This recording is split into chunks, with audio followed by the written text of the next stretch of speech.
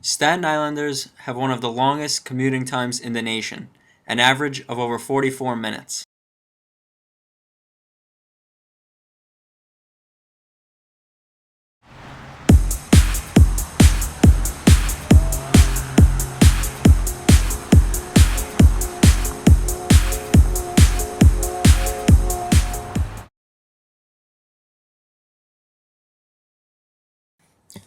Public transportation options on Staten Island include buses and the Staten Island Railroad.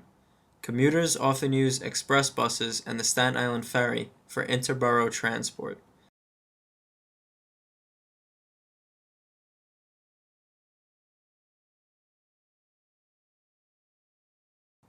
There has been a decline in the use of public transportation on Staten Island since 2001.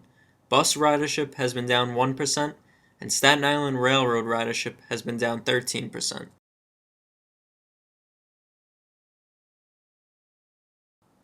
This fantastic population growth will result in more traffic for the island's residents in the near future. The reactivation of an abandoned rail line on the North Shore and the construction of a new light rail line on the west shore of Staten Island are potential solutions to the transportation problems on the island.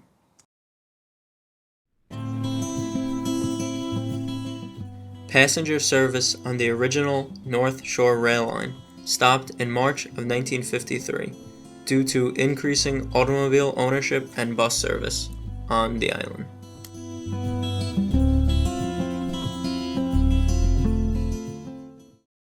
This map shows the former route that the North Shore rail line ran from Arlington to the St. George Ferry Terminal. Conditions vary along the original route, but current plans for the project have new stations located at several former station sites. These are the two bus routes that North Shore residents take to the St. George Ferry. It typically takes 30 to 40 minutes for the buses to cover their routes. A rail line may reduce these trips to only 13 minutes for as many as 12,000 riders each day.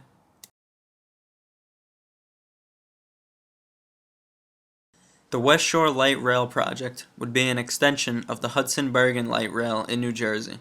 A new station is now being added to the Hudson-Bergen line at 8th Street and Avenue C in Bayonne.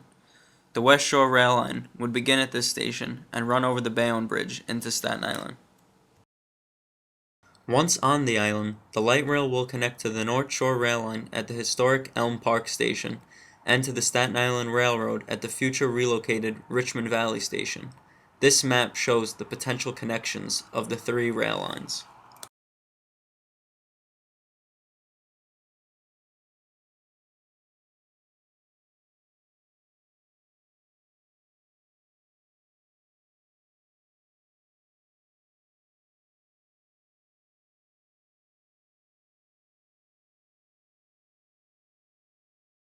Currently, we are trying to get funding for the third phase, which is the alternatives analysis.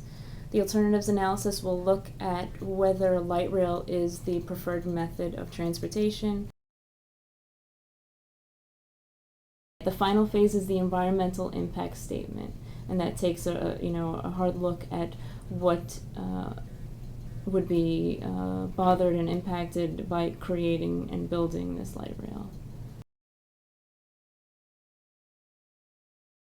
The light rail alignment that we've selected in our Phase 2 study remains within the median of the highways. It would take about 75 minutes from Tottenville to Midtown Manhattan, and it would be 55 minutes to Lower Manhattan. I would estimate about 15 years to complete the light rail if all the funding comes through and the studies are completed. The pros are taking cars off the road, giving Staten Islanders another fast, reliable transportation option, which we don't have too many of that, currently. Some of the cons may be just the timing of it, how long it takes to actually get done. The project will help people commute easier on Staten Island to work, to provide commerce for the businesses of Staten Island, and if it will increase revenue for the borough, then I am all for the light rail project. Yeah, I would definitely say I'm in support of it. Like, I can't see any downfall or, cons. I would like to see lighted platforms. I would like to see manned platforms. I'd like to see an increased police presence. I would recommend cushion seats. I'd recommend leg room. I would recommend bathrooms. I would recommend maybe even like an eatery. If not at every stop, maybe every other stop. I would like make it a little bit more modern, but I would say that same spacious plastic design is necessary just for durability. Because most likely the people that like a large influx is going to be like middle school and high school kids, and they're really unruly. Staten Islanders must advocate these projects.